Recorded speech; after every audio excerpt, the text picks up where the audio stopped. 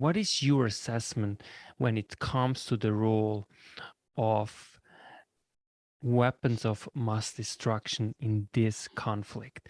Does it actually help in order to de-escalate to some extent, at least, the conflict? That is a very interesting question.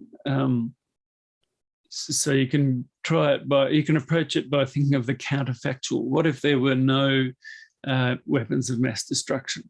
If we take a hypothetical situation where there were no nuclear weapons, ICBMs and other instruments of Armageddon, then it would be pretty straightforward, actually. NATO and the NATO states in the area, Poland, Germany, and the US would also contribute. And there's really no doubt whatsoever who would win a conflict like that. It might be bloody, it might be difficult, it certainly would be expensive. But the NATO forces would have, I won't say they would have no problem, but they would have a job that they could do to expel Russian forces from Ukraine. At the moment, they simply can't do that. Well, can't might be too strong a word. They could try, but Putin has this card up his sleeve that he's willing to threaten complete destruction of the entire world. And that makes it very difficult. And it makes it, as Joe Biden's been saying, and frankly, I've been agreeing with him quite strongly, that it's crazy. It would be a very, very bad idea for US or NATO forces to engage Russian forces in actual combat. Doesn't mean we can't support, not we, because Australia is obviously not part of NATO, but it doesn't mean NATO can't support the resistance to the invasion in Ukraine, and they are, and the Ukrainians are doing a highly effective job of stopping the Russian advances, which is, that's been somewhat of a surprise to a lot of people, and particularly to Vladimir Putin. We might talk a bit about corruption in that regard. And again, the idea of the thing about surrounding yourself with yes people is dangerous.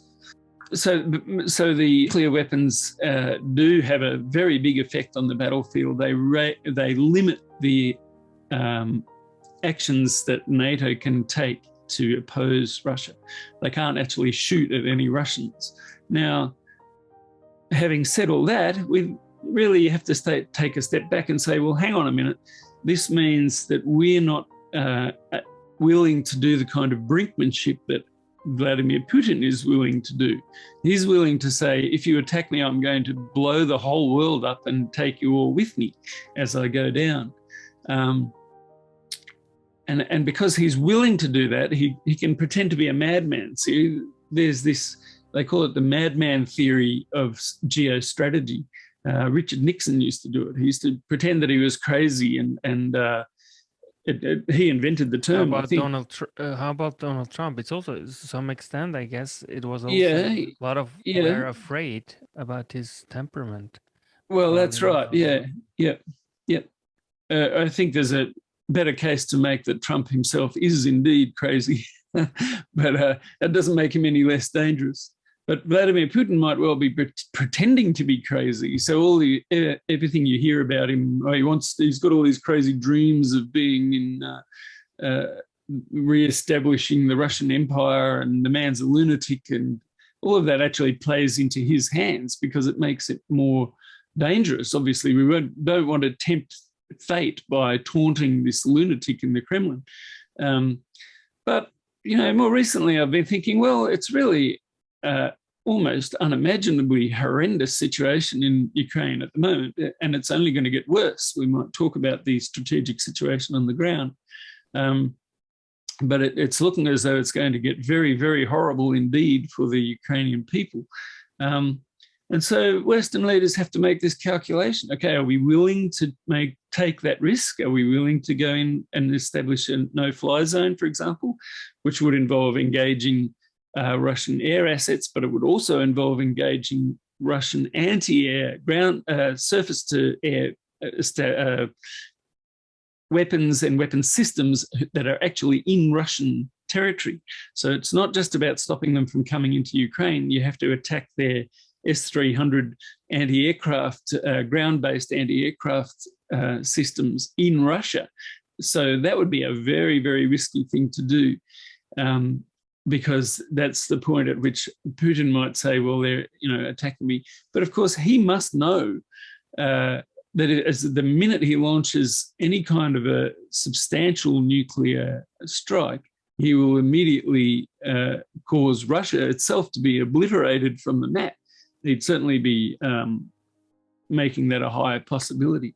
So would he be willing to do that? He must know that he himself would be in extreme danger in those circumstances, although he does have bunkers in the Ural Mountains and in other places that we probably don't know about where he can hide from a nuclear blast. But honestly, it's pretty difficult to hide from a nuclear blast, especially when there's 300 of them across the length and breadth of the country.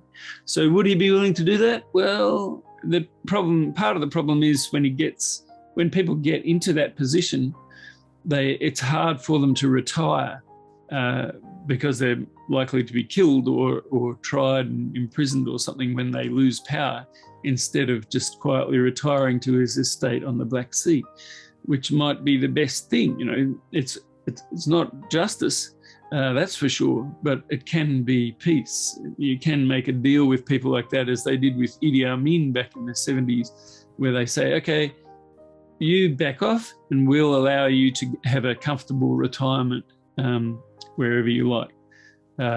That's unusual though. Usually you get shot or tried or imprisoned, or like Slobodan Milosevic, you die in prison in The Hague. So he's probably wanting to avoid that. He's got limited room for maneuver, that's the thing.